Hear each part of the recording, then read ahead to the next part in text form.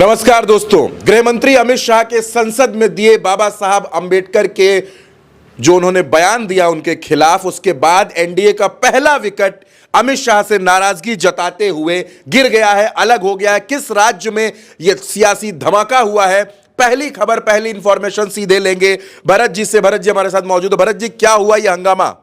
चंद्रकांत जी, बिहार में हम लोग पहले ही कह रहे थे कि बिहार में कुछ बड़ा होने वाला है और बिहार में भारतीय जनता पार्टी के साथ ही छोड़कर जा सकते हैं और पहला धमाका हो चुका है। भारतीय जनता पार्टी का साथ छोड़ दिया है पशुपति पारस ने। पशुपति पारस ने, जो कि रामविलास पासवान के भाई हैं, उन्होंने भारतीय जनता पार्टी का साथ छोड़ दिया है। ये वही पशुपति पारस हैं जो नरेंद्र मोदी सरकार में मंत्री थे। ये वही पशुपति पारस हैं जिनके भीतर नरेंद्र मोदी ने RLJP यानी जो लोजपा है उसका जो सेकंड वर्जन बना RLJP, उसका भविष्य तलाशा था कि ये काट बन सकते हैं चिराग पासवान के और यही असली वारिस हो सकते हैं रामविलास पासवान के। इसीलिए जब 8 अक्टूबर 2020 को रामविलास पासवान की मौत हुई, उनकी मौत के ठीक बाद लोगों ने सोचा कि खाद्य प्रसंस्करण मंत्री रामविलास पासवान नहीं रहे तो उनके बेटे चिराग पासवान अब अगले खाद्य प्रसंस्करण मंत्री बन सकते हैं। लेकिन नरेंद्र मोदी ने यहां पर चाल चली और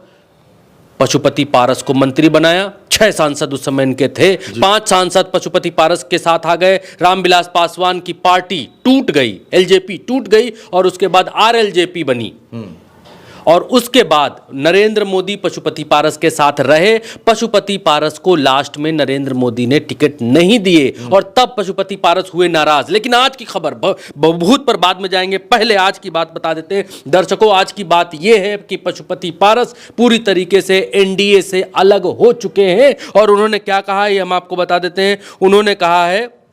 उन्होंने कहा है कि एनडीए के लोगों ने हमें अपमानित करने का बार बार काम किया है और हम 243 बिहार विधानसभा की सीटों पर अकेले अपने दम पर चुनाव लड़ेंगे भारतीय जनता पार्टी के खिलाफ। यानी कि अब पशुपति पारस कैंडिडेट्स खड़े करेंगे, भारतीय जनता पार्टी के खिलाफ चुनाव लड़ेंगे पशुपति पारस, ये बिल्कुल क्लियर कर दिया है। आगे ये है कि पशुपति पारस गांव की ओर एक अभियान चला रहे हैं और उस अभियान में लोगों के बीच ये मैसेज दे रहे हैं कि हम रामविलास पासवान के भाई हैं, पशुपति पारस हैं, एनडीए में हमें अपमानित किया गया, बहुत ज़्यादा हमारा अपमान हुआ, हम आपके बीच आ रहे हैं और हमें वोट दीजिए, हमें अपना प्यार दीजिए, क्योंकि हम ही रामविलास पासवान की असली धाती हैं, हम ही रामविलास पासवान के असली वारिस हैं। और ये कहते हुए वोट मांग रहे हैं। और एक और बड़ी बात मैं आपको बता दूं और दिखा दूं कि पहले आपकी स्क्रीन पर ये तस्वीर देखिए।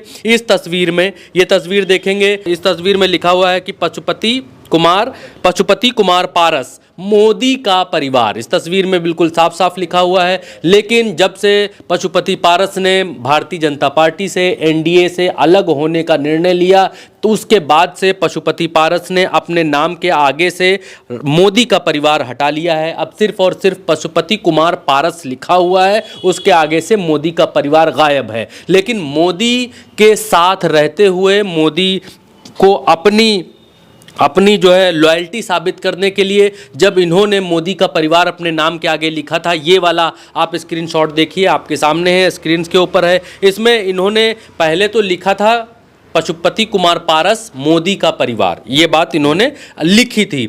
लिखने के बाद भी इन्होंने वो स्क्रीनशॉट वहाँ से लिया, फिर उसको ट्वीट भी किया कि लॉयल्टी नहीं डबल लॉयल्टी, गारंटी नहीं डबल लॉयल्टी की गारंटी। इन्होंने ट्वीट करके लिखा था उस समय, मैं हूँ मोदी का परिवार। उसके नीचे लिखा था @नरेंद्र मोदी को टैग किया था, फिर @NarendraModi.in को भी टैग किया, फिर लिखा #मोदी का परिवार अंग्रेजी में, फिर लिखा मोदी का परिवार हिंदी में, फिर लिखा #बिहार विद मोदी। तो इतना सारा तेल मक्खन लगाया, इतना सारा लॉयल्टी साबित करने के लिए कि हम ही हैं आपके लिए, हम ही इकलौते आपके लिए रामविलास पासवान के वारिस हैं। चिराग पासवान के भीतर आप कुछ मत तलाशिए, मत देखिए, सिर्फ हमको देखिए। लेकिन हुआ क्या कि जब मोदी जी को ये लगा कि रामविलास पासवान के वारिस पशुपति पारस हो सकते हैं मे बी, तो उन्होंने पशुपति पारस को मंत्री बना लिया तुरंत, तत्काल, चट से चुटकी बजाते हुए। लेकिन जब उनको ये लगा कि ये तो सिर्फ लिख रहे हैं मोदी का परिवार मैं फलाना मैं ढिमकाना आईएम मैं आपके लिए समय सदैव समर्पित रहूंगा टाइप्स, लेकिन अगला तो अपने आप को हनुमान बता रहा है। तो अब मोदी जी बीच में दुविधा में पड़ गए। मोदी जी इस दुविधा में पड़ गए कि भाई असली कौन, असली मेरा भक्त बड़ा कौन है। तो बड़े भक्त निकले चिराग पासवान। तो चिराग पासवान ने बाजी मार ली, वो नरेंद्र मोदी जी, वो भारतीय जनता पार्टी जिसने चिराग पासवान की पार्टी तुड़वा दी, जिसने चिराग पासवान की पार्टी तोड़ी पशुपति पारस को, उनको अपने साथ मंत्री बना लिया 5 सांसदों के साथ। चिराग पासवान इकलौते सांसद रहकर अकेले रह गए। और जब उसी एनडीए में उन्हीं मोदी जी को लगा कि चिराग पासवान भविष्य का खिलाड़ी हो सकता है, युवा है, जानदार है, बिहार में थोड़ा धारदार है, तेजस्वी यादव को थोड़ा काउंटर कर सकता है, तब उनको ये लगा कि भाई नीतीश कुमार के साथी लोगों को किनारे करो, तेजस्वी से लड़ाई लड़ने वाले को सामने लेकर आओ। और मोदी जी ने अब पूरी तरीके से पशुपति पारस को किनारे लगा दिया। यहां तक कि 2024 के चुनावों में जो पशुपति पारस नरेंद्र मोदी के मंत्री थे, आप ये सुनकर हंस भी सकते हैं कि भरत ये क्या कह रहे हो, फिर से सुनिए। जो पशुपति पारस नरेंद्र मोदी की कैबिनेट में मंत्री थे, जिस पशुपति पारस के पास 5 सांसद थे, जो पशुपति पारस अपने भाई की पार्टी को तोड़कर नरेंद्र मोदी जी के लिए 5 सांसदों को जिन्होंने हाजिर पेश किया था और मंत्री बने थे, उन पशुपति पारस को नरेंद्र मोदी जी ने, एनडीए ने, अमित शाह ने बिहार के भीतर एक भी सीट लड़ने के लिए नहीं दी। पशुपति पारस ठन गोपाल रहे 2024 के चुनाव में, चुनाव नहीं लड़ पाए। अब वही गुस्सा उनका निकल रहा है जब अभी अमित शाह ने संसद के भीतर ये बयान दिया कि अंबेडकर अंबेडकर अंबेडकर अंबेडकर करते हो, अंबेडकर का नाम लेना फैशन हो गया है, इतना नाम अगर भगवान का लेते तो 7 जन्मों तक स्वर्ग पाते। उसके बाद पशुपति पारस एनडीए का एक ऐसा एकमात्र दल जिसने भारतीय जनता पार्टी की घोर निंदा की, अमित शाह के बयान की भत्सना की, वो पशुपति पारस का दल है। और पशुपति पारस का जो दल है वो SC ST समाज की बड़ी राजनीति करता है, रामविलास पासवान जैसे करते थे। तो अब भारतीय जनता पार्टी बिहार में बिखरना शुरू हो चुकी है, एनडीए बिहार में बिखरना शुरू हो चुका है। शुरुआत यहाँ से हो चुकी है और लाइन में अभी लगी हुई है जेडीयू कभी भी बड़ा धमाका कर सकती है, नीतीश कुमार कभी भी बड़ा धमाका कर सकते हैं। कभी भी खबर आ सकती है कि नीतीश कुमार ने कोई बड़ा निर्णय ले लिया, क्योंकि उल्टा चश्मा यूसी पर हम जो खबर आपको बताते हैं वो सिर्फ हाइप देने के लिए नहीं बताते हैं। हम जो आपको खबर बताते हैं उस खबर के पीछे कुछ ना कुछ तो पुट होता है जिस वजह से बताते हैं। लेकिन कई बार ऐसा होता है कि हमारे सूत्र जो कहते हैं वो सामने आकर पुष्ट करने को तैयार नहीं होते हैं कि ये पुष्ट है, इसलिए हम आपको वो पुष्ट बात नहीं बता पाते कि भाई इतने दिन में या ऐसे हो जाएगा।